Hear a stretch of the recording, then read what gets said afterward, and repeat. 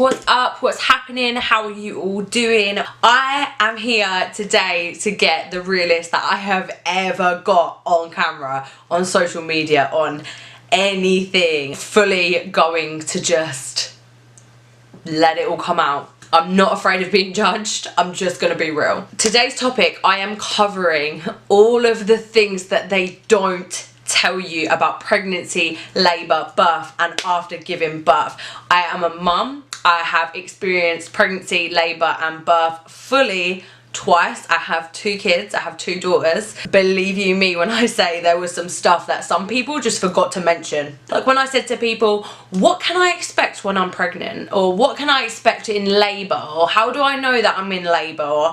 Or what is it like after you give birth? There was just some fine details that people just seem to just miss. They just didn't tell me, and I wish that they had, because believe you me, some of these things, it's just like, whoa. It's so completely natural. Like all of these things are normal, they're natural, but like I said, I'm gonna be keeping it 100 with you all. So if you are the type that gets grossed out by blood and gore and stuff like that, and this video probably isn't for you. I don't want to make anyone sick, but I've got to be real. And if you are someone that's going to come on this video and be like preaching about how disgusting it is, this is life, this is normal, like this is labour and birth, this is giving life, and this is real and this is raw. So let's get into it. First thing, when you're pregnant, and this starts on really early in your pregnancy as well, my god, nobody warns you about how much discharge you're going to produce. You know, girls, obviously they get discharge. Discharge is, I hate that word.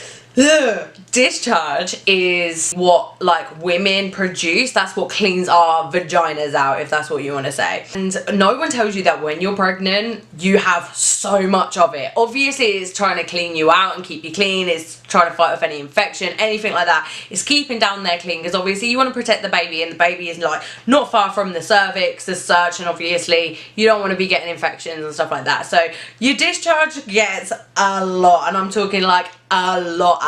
Like you almost feel like suddenly like, what? It just got really wet down there. What is that? I remember the first time that I had like loads and loads of discharge, and like I remember thinking, oh my god, it felt like I was bleeding. You know when you like come on your period? It was like that, and I was like, nah. Like, what is that? And I remember freaking out and thinking there was something wrong. Turns out it was just a load of discharge. Yeah. No one tells you about that. Number 2, you are going to pee yourself a little bit when you're pregnant. Some people fully pee themselves, but I know in my case, I could not cough, I could not sneeze, I could not laugh without peeing a little bit. Like I swear, I was literally living in panty liners, because not only because the excessive amount of discharge, but also because you literally pee constantly, and you always need a wee as well, so your bladder's always full, and you got the baby pushing on your bladder, and you just pee, and there's so much pee everywhere. Like you think the peeing and the nappy changing and all that kind of thing starts when you've had the baby. It starts before. It starts when you are pregnant. There is so much pee. Number 3, leaky boobs before you've even had the baby. Your boobs do not leak only when they're full up with milk. You get this thing called, what is it called? It's like this see-through clear liquid. Now I know that with my first and my second, I started producing this stuff. I can't remember what it's called. It's like, there's a name for it, and I know what the name is as well, but it's like slipped my mind. Anyway, it's like this clear liquid, and it's see-through, but it just leaks, and it's like, what is that? And it started as early as 20 weeks for me when I was pregnant both times around. But I know that this sometimes comes on before the, like towards the end of the pregnancy, but I had it early on, and yeah, it's kind of embarrassing. You're like, what? They leak?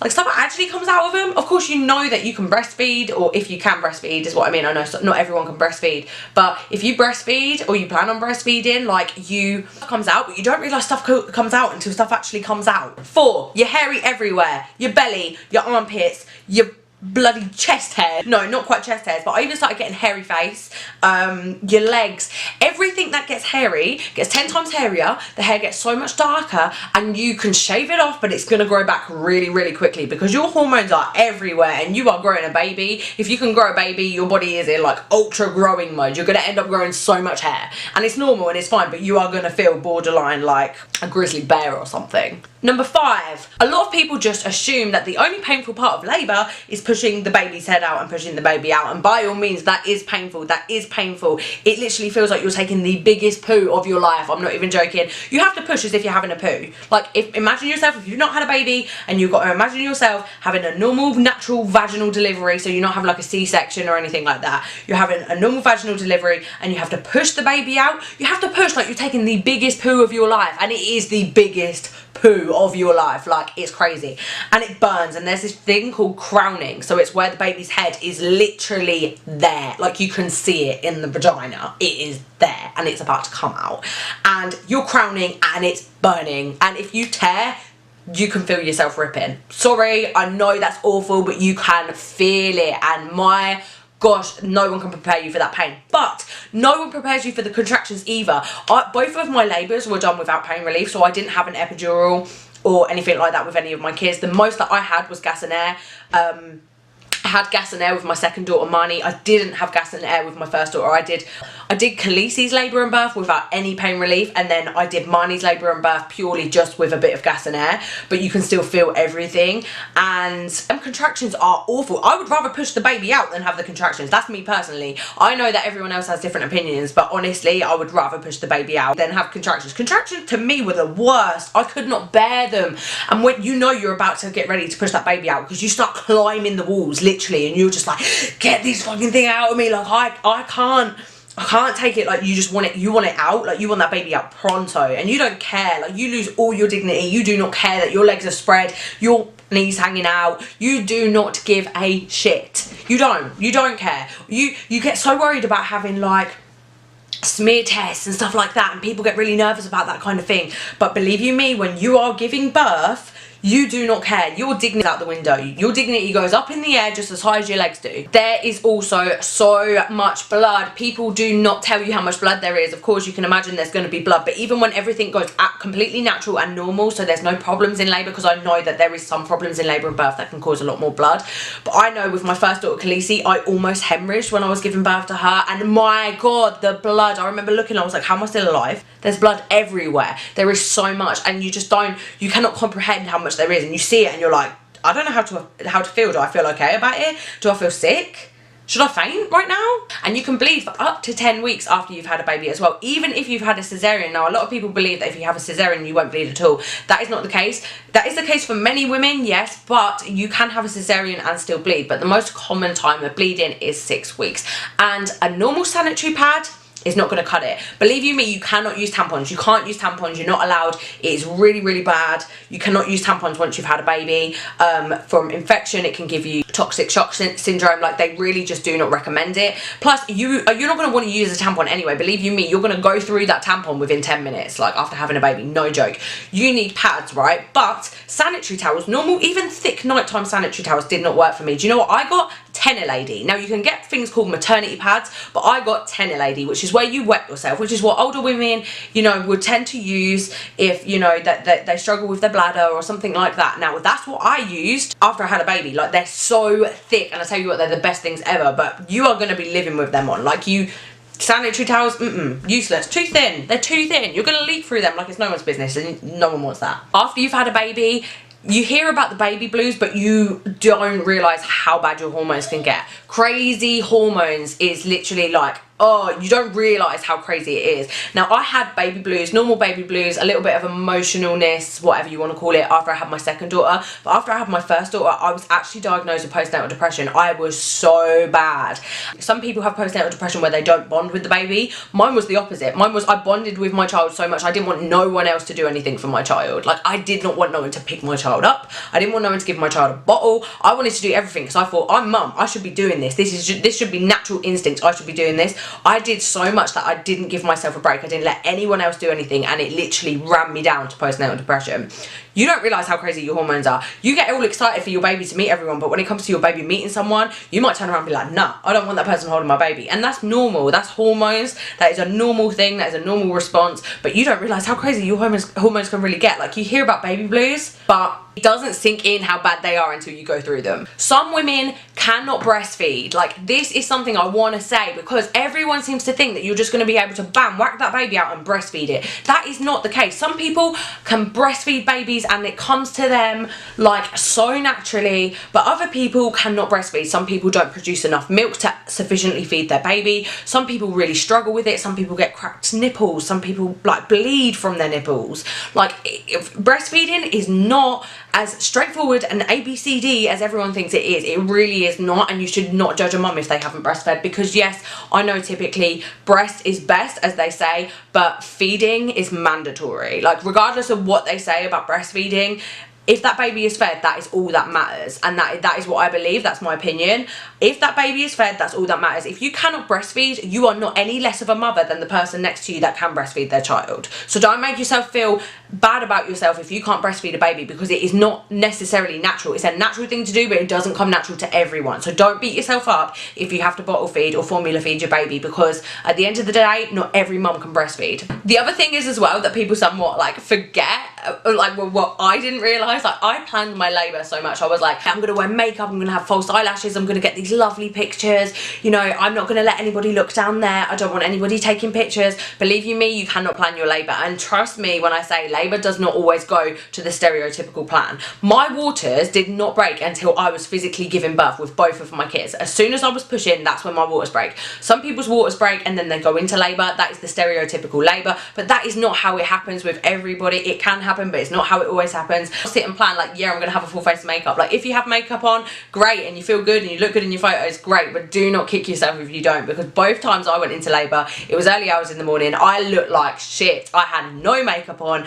and believe you me, the photos, you don't want to see them. You are absolutely petrified of your first wee and your first poo. You're so scared, and if you've had stitches, that first wee burns 10 times worse if you haven't had stitches. Now, I know, because I'm so scared, and I've been through both. I had stitches with my first daughter, and I didn't have stitches with my second daughter, and it burned so bad when I needed to go for a wee, like when I hadn't had stitches, but it burned even more when I had stitches. Like, it's so bad, and you're so scared, and that first poo, you genuinely feel like you're giving birth again. It doesn't actually hurt though. When you do it, it's not that bad. It's not bad. Like, you think it's going to be a million times worse than what it is, but bear in mind, you've just had a big baby, and you're about to, even if you've had a small baby, you've just pushed a child out of your bits, yeah? The last thing you want to do is sit on the toilet and try and go for a poo, and when you do, you're petrified, but it's not as bad as what they say. And to help with the stinging when you wee, get a jug of lukewarm water, or do what I did and run a shallow bath of lukewarm water, sit in the bath and wee in the bath, get out, wash yourself down, and then empty the bath and clean the bath out. That's what I did every time I needed a wee for the first week after having Khaleesi,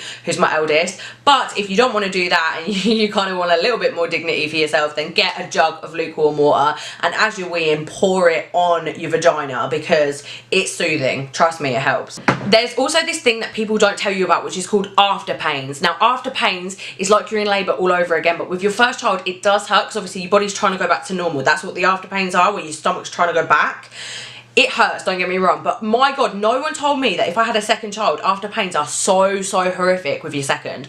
I gave birth and I had a really quick labour. My second daughter was born in 54 minutes, literally from start to finish. She was born in 54 minutes. She was really quick. She was really rapid, hence why I didn't have any pain relief with her. Basically, like, I pushed her out. For 3 days afterwards, I still felt like I was in labour, and it was bad. And I remember laying in bed and I'm laying there and I'm tossing and turning, because the after pains are horrific. Like, I'm not even joking. I mean, I'm not trying to scare any of you, but I wish someone had pre-warned me, because I would have probably pre-prepared myself, but because I wasn't prepared, I was kind of scared. I was like, what's going on? I didn't know I was having twins. Do you know what I mean? Obviously, like, I wasn't, but it felt like I was in labour all over again, and not even early stages of labour. It felt like I was probably about like 6 centimetres dilated. Like, it was bad. I'm not gonna lie, it was bad. And last but not least, you truly do not understand your pain threshold until you've had a baby, and again, even being crazy enough to have another one. Now, you go through labour, and I don't know if anyone else is like me. Like, I've heard a lot of people say the same thing. You have your first baby and you go, I am never doing that again. My first labour was awful. Like, it was so painful. I hated it. It was so bad. Like, let's be honest, labour isn't ever really that nice, but my second labour was absolutely amazing. And if I had my second labour first time round, I would have definitely gone on and had more kids, like, openly. But after that first one, you think, well, I say after my first one anyway, I had a really horrible labour experience, and I'm telling you now, like, it was so painful and it really hit me, yeah. Even with my labour with Marnie, it was quick, it was easy, and it was a nice labour, but it still was one of the most painful things ever, and you do not realise how high your pain threshold is as a woman until you have no choice, because you can't back out of labour. Like, once you're pregnant, that's it. Like, you've got to have this baby one way or another. Now, whether it's a cesarean, a C-section, cesarean as some people call them, or natural labour, like, I can't speak on C-sections and cesareans. I really can't. That's why I haven't brought them up much in this video. It's not that I'm not trying to raise awareness about them. Like, I respect all women. If you've had a cesarean or a C-section, then bloody hell, hats off to you, because you're literally being cut open. But I've never had one, so I can't talk upon them and what they're like.